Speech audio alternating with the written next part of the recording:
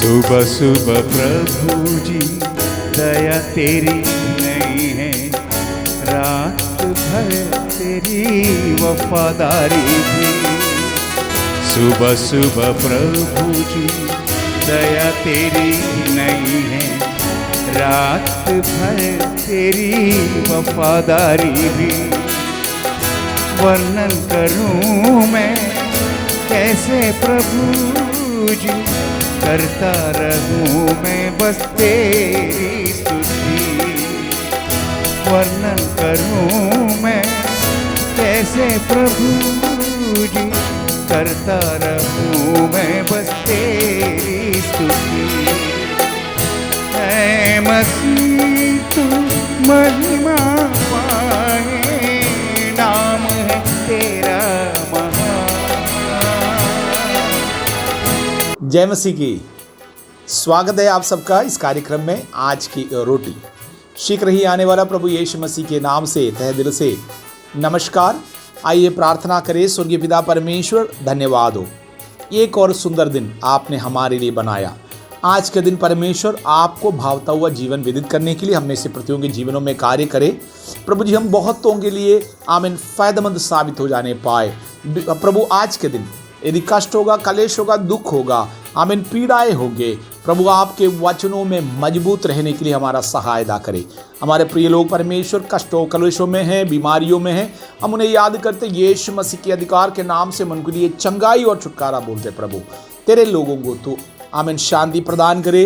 देश के अधिकारी गणों के लिए धन्यवाद परमेश्वर। हमारे प्रिय लोग देश की सेवा में हैं, उन्हें हम याद करते हैं, उनके परिजनों को भी प्रभु तू सुरक्षित रखे। वचन से हमसे बातचीत करे यीशु मसीह के नाम से, आमीन।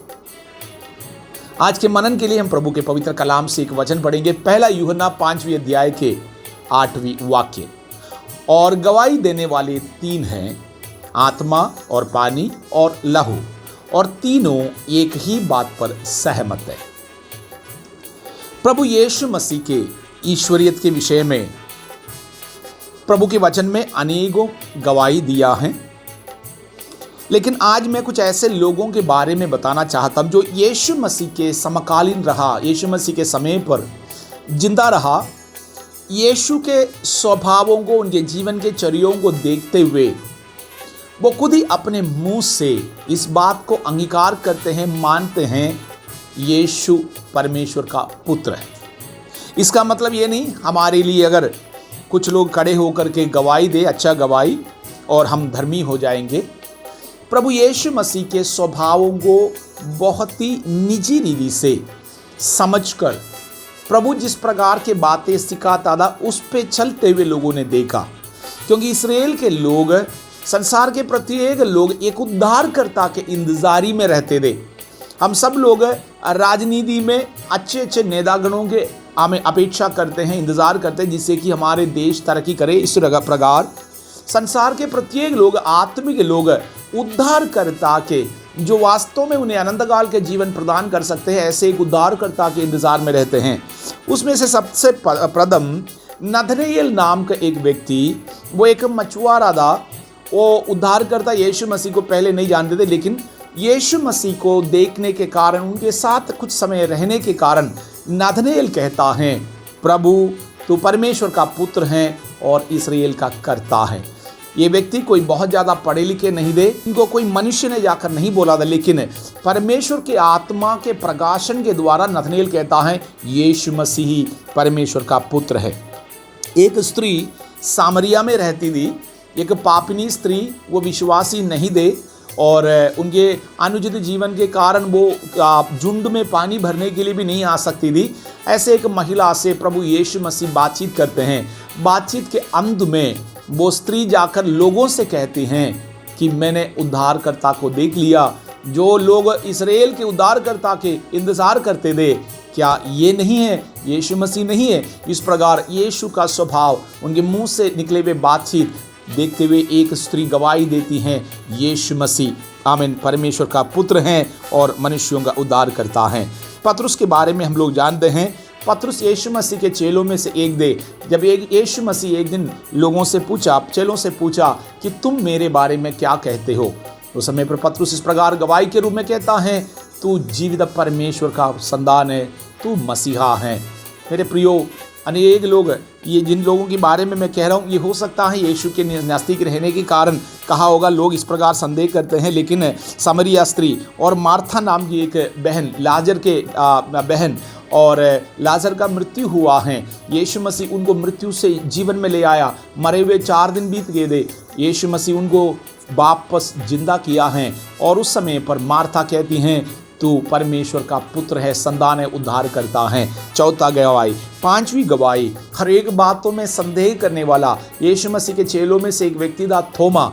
तोमा से जब बाकी चेले लोग कहता है कि यीशु मसीह मृत्यु से जी उठा, तोमा बड़े हिम्मत के साथ, हो सकता है संदेह के साथ कहता है, जब तक मैं उसको नहीं देखूंगा, उनके पंजरों में उंगली नहीं डालूंगा, मैं विश्वास नहीं कर सकता।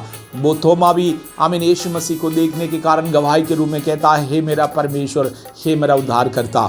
तोमा की हालेलुया गवाही। लेकिन मैंने कहा जैसे कि ये सब विश्वासी गण है, यीशु मसीह से संपर्क रखने वाले लोग हैं, लेकिन यीशु के साथ क्रूस पर चढ़ाया हुआ जो चोर है, दोनों में से एक चोर है, यीशु मसीह से इस प्रकार कहता है, जब तू अपने राज्य में होकर आएंगे मुझे भी स्मरण रखना। और उनके साथ जो एक और चोर को जो क्रूस पर चढ़ाए दे, वो एक चोर जिसने यीशु मसीह के विषय में गवाही क्रूस पर मरते समय पर दे रहा था, वो दूसरों को डांटते हुए कहता है, हम लोग अपने पापों के कारण, बुराइयों के कारण ये सजा अपने ऊपर लाया है, लेकिन इस धर्मी ने किसी प्रकार के पाप नहीं करा। और यीशु मसीह से कहता है, तो जब अपने राज्य में होकर आएंगे मुझे भी स्मरण करना। एक व्यक्ति मृत्यु के 1 सेकंड पहले या कुछ मिनटों पहले गवाही देता है, इसको हमें मानना होगा, क्योंकि हमें हर एक नियमों में ये लिखा है, जो मृत्यु से पहले जो लोग बातें करता हैं वो सत्य की बातें मान लेता है। इस प्रकार अगर ये इस कानून को हम मानते हैं, क्रूस के चोर के गवाही हैं, यीशु उद्धार करता है, वो विश्वास से कहता है, तू जी उठेगा, तू ही परमेश्वर है। ये सब बातें मनुष्यों के मुंह से निकला। लेकिन हम देखते हैं मत्ती के 8वें अध्याय में एक दुष्टात्मा से ग्रसित व्यक्ति, आमीन, उसके अंदर के दुष्टात्मा यीशु को देखते हुए चिल्लाते हैं, इस प्रकार कहता है, हे परमेश्वर का पुत्र। शैतान कभी भी यीशु मसीह के हाल के बारे में अच्छी चीज़ें नहीं कहता है, वो यीशु मसीह को हर एक जगह पर परखे हुए। शैतान स्वर्ग के आमीन महिमा जानता है, लेकिन जब यीशु मसीह उस दुष्टात्मा से ग्रसित व्यक्ति के सामने खड़ा हुआ, उसके अंदर के दुष्टात्मा इस प्रकार चिल्लाते हैं, हे परमेश्वर का पुत्र, तू समय से पहले हमें सताने क्यों आया। उसका मतलब उनके बात से हम लोग समझे, शैतान कहा इसलिए हम विश्वास नहीं करते हैं, और हमारे परमेश्वर का वचन में लिखा है यीशु परमेश्वर है, लेकिन गवाहियों को भी परखना हालेलुया ज़रूरी है। शैतान दुष्टात्मा कहता है, समय से पहले तुम क्यों आया है। उसका मतलब शैतान के मुंह से ये बात निकला है, यीशु मसीह एक दिन वापस आएगा, यीशु मसीह का वचन सत्य है। शैतान कहता है परमेश्वर का पुत्र, उसका मतलब और कोई है नहीं, एक ही पुत्र, इकलौता पुत्र, जैसे यूहन्ना 3:16 में लिखा है, यीशु मसीह परमेश्वर का इकलौता पुत्र इस संसार में आया है। जो कोई उस मसीह पे विश्वास करेगा, इकलौता पुत्र पर विश्वास करेगा, वो नाश नहीं होगा परंतु अनंत जीवन पाएगा। मेरे प्रियो, बाइबल में अनेकों गवाही है, यीशु मसीह एकमात्र परमेश्वर है। आसमान के नीचे पृथ्वी के ऊपर दिया गया दूसरा नाम है नहीं जिससे कि मनुष्य उद्धार हासिल कर पाए। इन वचनों को समझे, हमारे यीशु मसीह में पूरी रीति से विश्वास करे, कुछ ही समय का कष्ट और कलेशों पर ध्यान न दे। हमारे परमेश्वर हमारे परिस्थिति बदलने वाला है, उस मसीहा के वचनों में विश्वास करे, उनके आगमन के इंतजार करे। प्रभु के द्वारा आपको आशीष मिले, यीशु मसीह के नाम से आमीन।